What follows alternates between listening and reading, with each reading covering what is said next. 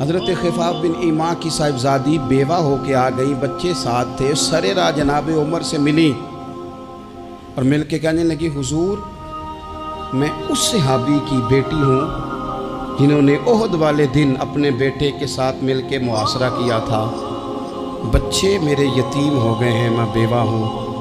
حضرت فاروق اعظم رضی اللہ تعالیٰ عنہ نے فہرست نہیں مانگی، خرچے کی ڈیٹیل نہیں مانگی، تم آنا فلانے سے ملنا، پرسوں 9 بجے آ جانا دفتر، یہ کوئی بات نہیں کی۔ حضرت عمر غور سے کھڑے، اس بیٹی کی بات سنی، چھم چھم سیدنا فاروق کی آنکھوں سے آنسو گرے، دوڑ کے گھر گئے، ایک اونٹ نکالا، وہاں سے مال غنیمت کا مال کے بھر کے 2 بوریاں، اور بوریوں میں کیا تھا؟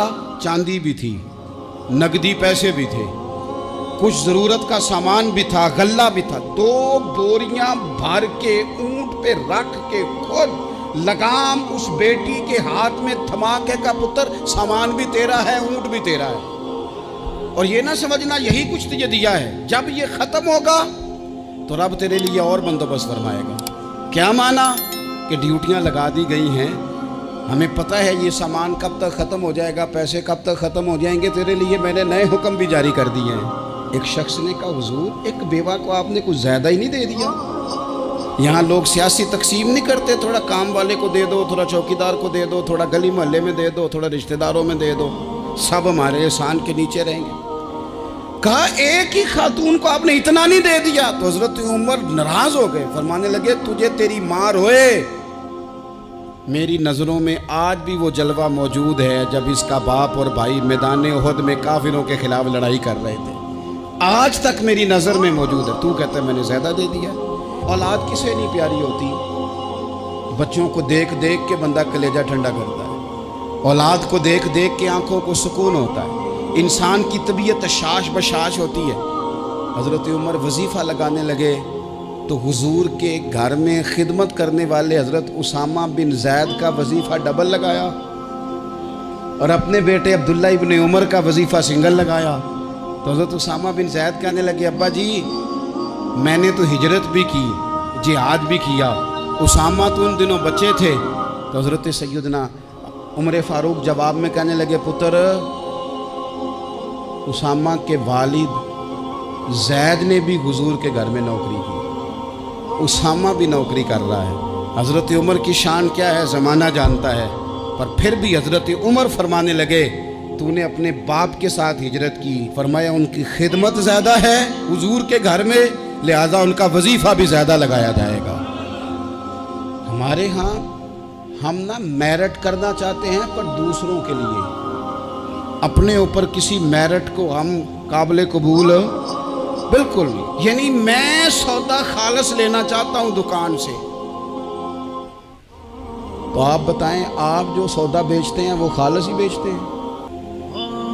آپ کو تو خالص چاہیے لیکن آپ بھی تو کچھ نہ کچھ بیچتے ہیں، آپ کا خالص ہے، اگر آپ خالص بیچ رہے ہیں تو انشاءاللہ ملے گا بھی خالص۔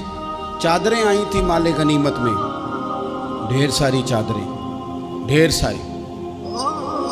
حضرت عمر نے صحابہ کرام علیہم رضوان کی ازواج پر، صحابیات پر وہ چادریں تقسیم کر دی، ایک چادر بڑی خوبصورت نکلی اندر سے، تو سب کہنے لگے حضور یہ نا خاتون اول کے لیے سوٹ کرے گی، آپ کی اہلیہ کے لیے سوٹ کرے گی، کبھی آپ گھر لے جائیں نا، یہ سب سے بہتر ہے۔ تو یہ حضرت عمر کی بالغ نظری ہے، وہ کیا بندہ ہوا جس کی ہر جگہ نظر ہی نہ ہو۔ حضرت سیدنا عمر فاروق رضی اللہ تعالیٰ عنہ کہا جناب یہ چادر بڑی حسین ہے، آپ کے گھر والوں پہ جچے گی؟ تو حضرت عمر فرمانے لگے نہیں، ایک صحابیہ ہیں حضرت ام سلیت رضی اللہ تعالیٰ عنہ، انہیں بلاؤ یہ چادر انہیں دوں گا۔ حضور اس خاتون کو یہ چادر دینے کی وجہ بھی تو بیان کریں۔ تو حضرت عمر فرمانے لگے جب احد میں ڈھیر سارے لوگ زخمی ہو گئے تھے اور بھگدڑ مچ گئی تھی اور حالات خراب ہو گئے تھے، تو فرمایا میں نے اپنی آنکھوں سے دیکھا کہ اس ایمرجنسی کی حالت میں بھی جناب ام سلیت مشکیزہ پکڑ پکڑ کے زخمیوں کو پانی پلا رہی تھی۔ اس خاتون کی خدمات ہیں امت کے لیے، اس نے ڈیوٹی کی ہے صحابہ کے لیے، لہٰذا اس عورت کا زیادہ حق بنتا ہے کہ اس کو یہ اعزاز دیا جائے میرٹ کی بنیاد پر تقسیم ہوگی، رشتہ داری کی بنیاد پر، تعلق کی بنیاد پر نہیں ہوگی، اس کا حق زیادہ بنتا ہے، اس کا درجہ زیادہ بنتا ہے، خدمات زیادہ ہیں، اس نے اپنی ڈیوٹی زیادہ اچھے طریقے سے سر انجام دی ہے۔ جب تک چیزیں آپ وسعت قلبی نہیں لاتے اپنی طبیعت میں، جب تک آپ گنجائش زیادہ پیدا نہیں کرتے، اتنی دیر تک حالات اس طرح کے نہیں ہوتے۔ پھر ایک اور مصیبت بن گئی ہے، وہ مصیبت ہے لیول کی۔ یہ کام میرے لیول کا نہیں۔ جب آپ اپنے لیول سے نیچے اتریں گے، پروٹوکول سے ذرا نیچے اتریں گے اور چھوٹی چھوٹی باتوں پر خود توجہ دیں گے، چھوٹی چھوٹی چیزوں پر۔ حضرت عمر جمعہ پڑھا رہے تھے، ایک صحابی دیر سے آئے۔ اب یہ نماز کا پوچھنا، جمعے کا پوچھنا، مطلب حکمران صاحب تو اوپر لیول کے ہیں، وہ تو پوچھیں گے کہ جناب میرے ساتھ تو آپ قومی سطح کا بندہ بٹھائیں، یہ والی باتیں۔ لیکن چھوٹے چھوٹے سوراخ پیدا ہوتے ہیں، پھر بند ٹوٹتے ہیں، حالات بگڑتے ہیں۔ قوموں کا اخلاق چھوٹی چھوٹی جگہوں پہ پہلے بگڑتا ہے، چھوٹی چھوٹی جگہوں پہ۔ بچہ پہلے چھوٹی چوریاں کرتا ہے، خدا معاف فرمائے اگر اسے روکا نہ جائے، پھر وہ بڑی جگہوں پہ جا کے حالات خراب کرتا ہے۔ حضرت عمر فاروق ایک صحابی دیر سے جمعہ پڑھنے آئے تو حضرت عمر نے بعد میں بلا لیا، فرمایا تم اتنے سمجھدار آدمی ہو کہ اگر جمعے میں دیر سے آؤ گے تو باقی لوگوں کا کیا بنے گا؟ تو صحابی آگے سے کہنے لگے مجھے پتا تھا آپ نے پوچھنا ہے، اور میں تو کہیں کام میں مصروف تھا امیر المومنین، میں تو دوڑا آیا ہوں، میں تو غسل بھی نہیں کر سکا، وضو کر کے مسجد میں آ گیا ہوں جمعہ پڑھنے۔ حضرت عمر فاروق ان کی بات سن کے خوش ہوئے، فرمانے لگے رب تیرا بھلا کرے، اس طرح کرنا، آئندہ جمعہ پڑھنے آنا تو غسل کر کے آنا، میرے نبی پاک نے غسل کرنے کا ارشاد فرمایا جمعے والے دن، غسل کر کے آنا۔ ان باتوں کا بھی یعنی حکومت کے قومی معاملات اور عالمی نقطہ نظر بھی ان کے ذہن میں ہے، اور یہاں تک جو باریک چیزیں یعنی حضرت عمر فاروق گزر رہے تھے تو کسی باغ کے کونے میں کھڑے ہو کے کچھ بچے چھوٹے چھوٹے بچے وہ کھجوریں اکٹھی کر رہے تھے، تو حضرت عمر نے کہا کس کے باغ میں لگے ہوئے ہو؟ سب بچے دوڑ گئے، تو حضرت سنان بن سلمہ فرماتے میں بھی چھوٹا تھا، میں کھڑا ہو گیا تو میں نے کہا حضور ہم نے توڑ کے نہیں کھجوریں کھائیں، گری ہوئی کھائی ہیں، اور آپ کو پتہ ہے جو رستے میں گر جائیں وہ اٹھانی ناجائز نہیں ہوتی، تو حضور یہ گری ہوئی کھجوریں کھائی ہیں۔ تو کہتے ہیں حضرت عمر فاروق بچے کی بات سن کے کہنے لگے رب تیرا بھلا کرے، تو نے صحیح بات کی طرف میری توجہ کرا دی ہے، اللہ تیرا بھلا کرے۔ اور پھر حضرت عمر رضی اللہ تعالیٰ عنہ اس چھوٹے سے بچے کے پاس کھڑے ہو گئے۔ کون؟ کس کے پاس؟ نہیں، خواب تو نہیں دیکھ رہے میں اور آپ، حکمران وقت 22 لاکھ مربع میل کا حکمران بچے کے پاس کھڑے ہو گئے، چھوٹے بچے کے پاس۔ دکان پہ غریب آدمی چڑھ آئے نا، دکاندار صاحب اللہ ماشاءاللہ ان کا مزاج خراب ہو جاتا ہے، اور تیسری چیز کہنا وہ والی دکھاؤ تو کہتے لینی ہے تو لے تو جا، اور اگر تگڑا بندہ آ جائے تو کہتے ہیں جناب آپ اس طرح کریں نشاندہی کر دے، میں انشاءاللہ خرید کے لا کے پیش کر دوں گا۔ مزاج بدل جاتا ہے، غریبوں کے پاس، چھوٹوں کے پاس، عام آدمی کے پاس آپ جائیں۔ ہمارے حکمرانوں کا غریب آدمی سے گیپ بہت زیادہ ہے، پیروں کا غریب آدمی سے گیپ بہت زیادہ ہے، بڑے علماء کا عام آدمی سے گیپ زیادہ ہے، تاجروں کا عام آدمی سے گیپ زیادہ ہے، شیشے کے بڑے بڑے محلات میں سوسائٹیوں میں بسنے والوں کا غریبوں سے گیپ زیادہ ہے۔ اس لیے امیر غریب کی تفریق بڑھ گئی ہے، حالات اور طرح کے ہو گئے، بعض غرباء امیروں سے نفرت کرنے لگ گئے۔ ہماری شادی بیاہ تقریبات افطاریاں ان میں ہم اپنے لیول کے لوگ بلاتے ہیں جن سے ہمیں کاروباری ضروریات وابستہ ہوتی ہیں، ہم نے اس طرح کا ماحول بنایا۔ اس کا نقصان یہ ہوا ہے کہ معاشرے میں کئی قسم کی سوچیں پنپنے لگی ہیں، وسوسے غالب آنے لگے، بعضوں کا تنگ آمد بجنگ آمد۔ جب غریبوں کے بچے زیادہ تنگ آتے ہیں پھر ہتھیار اٹھاتے ہیں، پھر قلم چھوڑ دیتے ہیں۔ سوچنے کی ضرورت ہے ملک میں کہ برائی جنم لیتی کہاں سے ہے۔ یہاں تک اتر کے حضرت عمر فاروق ان لوگوں سے پیار کرتے۔ اب وہ بچے نے بات سنا دی حضرت سنان بن سلمہ نے، تو جناب عمر فاروق سے بچے نے فٹافٹ ایک اور فرمائش بھی کر دی، کہنے لگا حضور میں نے کھجوریں زیادہ جمع کر لی ہیں، وہ میرے دوست سارے بھاگ گئے ہیں آپ کو دیکھ کے، اب میں جب جاؤں گا نا تو کھجوریں میرے حصے کی ہیں، ہوں میں غریب بچہ، ماڑے گھر سے تعلق ہے، وہ میری کھجوریں چھین لیں گے۔ حضرت عمر کے ساتھ سپاہی بھی تھے، سارا کچھ بھی تھا۔ حضرت عمر نے بچے کا بازو پکڑا، فرمایا چل میں تجھے تیرے گھر چھوڑ کے آتا ہوں۔ حضرت عمر اس غریب کے دروازے پہ دستک دے کے کہا تیرا پتر تھا، پکڑ کے اس لیے لایا ہوں کوئی امیر زادہ اس غریب کے بچے کو تنگ نہ کر سکے، اللہ کوئی ایک بھیجنا۔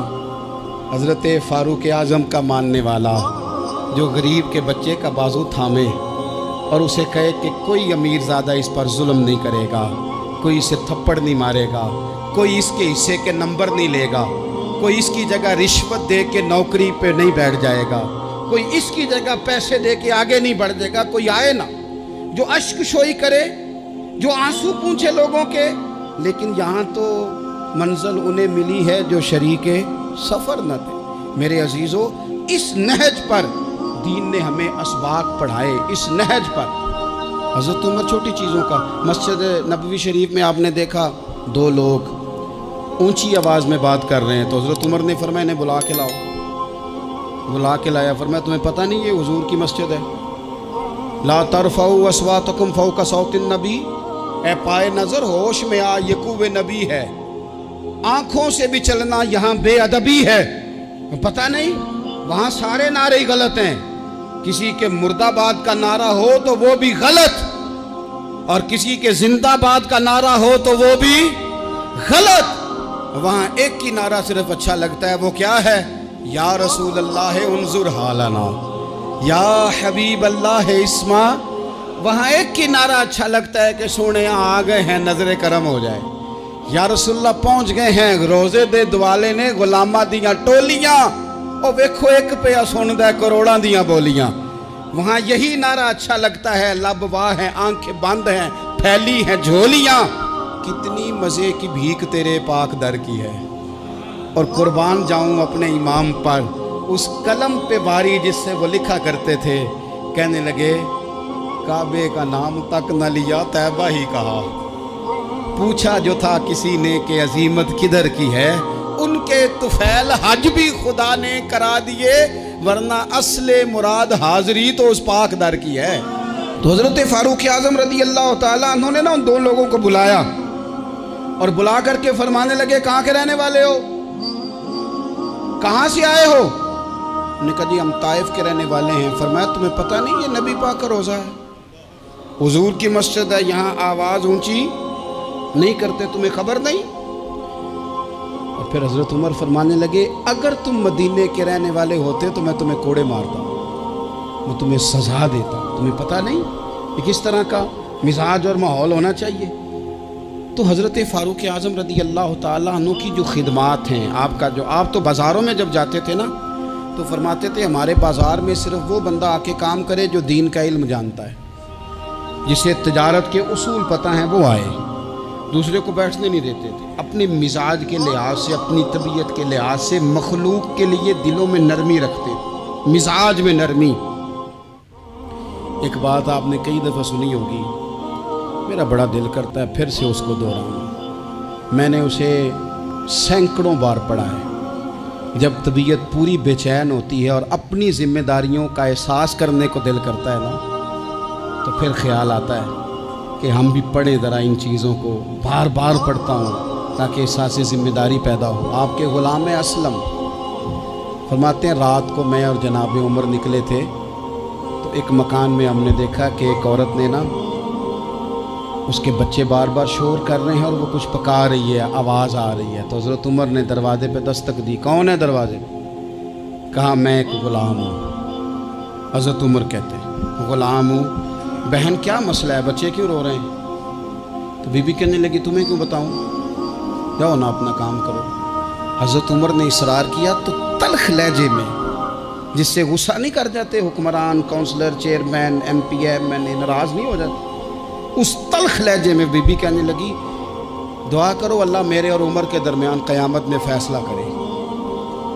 کیسا حکمران ہے کہ اس کی حکومت میں میرے بچے بھوکے سوتے ہیں، یہ میں نے پانی میں روڑے ڈال کے چڑھائے ہیں، لیکن یہ پیٹ کی بھوک یہ بڑی ڈاڈھی ہوتی ہے، یہ نیند بھی نہیں آنے دیتی۔ خیال تھا رو دو کے سو جائیں گے، پر سو بھی نہیں رہے۔ حضرت فاروق اعظم دوڑے گئے، گھر سے سامان اناج غلہ کندھے پہ رکھا۔ خادم کہتے ہیں میں نے کہا کہ مجھے دے دیں، فرمانے لگے چل تو وعدہ کرنا قیامت میں بھی میرے بوجھ اٹھائے گا۔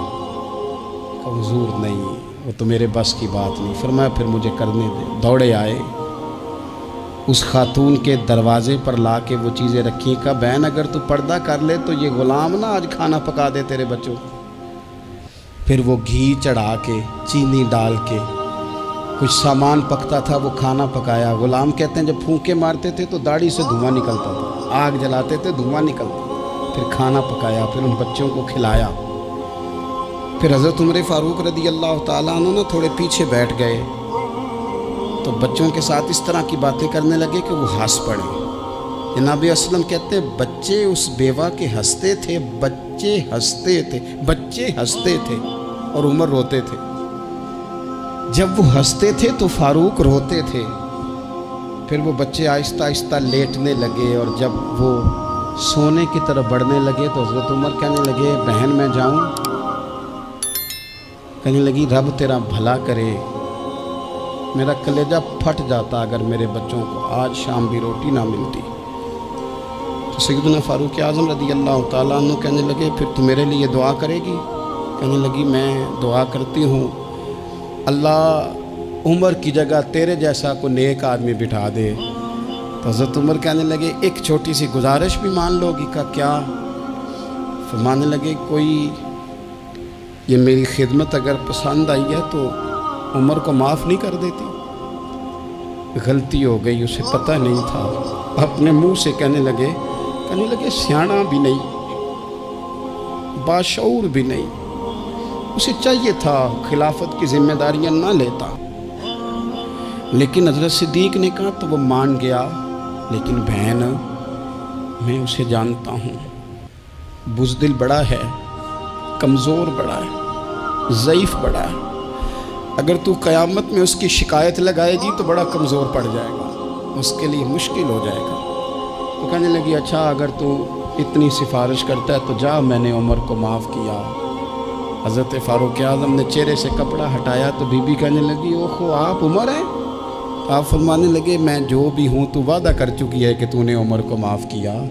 پھر باہر نکلے اور اپنے خادم جناب اسلم سے کہنے لگے 2 بندے اور بلا اور انہیں گواہ بنا کہ میں نے اس غریب کے روتے بچے ہنسائے ہیں، تو جا کے ان کو بتا میں نے وہ ہنسائے ہیں، اس کے بھوکے بچوں کو میں نے روٹی کھلائی ہے، اور تو گواہ ہو جا کہ اس بی بی نے خود کہا ہے بغیر جبر کے، میری گزارش پہ کہا ہے کہ میں نے عمر کو معاف کیا۔ کیوں نہ ہم بھی اپنی اپنی ذمہ داریوں کا احساس کر لیں، کیوں نہ ہم بھی جہاں جہاں ہماری ڈیوٹی ہے ہم بھی وہاں غور کر لیں، کہیں ایسا تو نہیں کہ ہم بھی کمزور پڑ گئے ہیں، ذمہ داری تو لے لی ہے پر اب ہم ادا نہیں کر پا رہے، ورنہ وہاں سے معافی لے لیں۔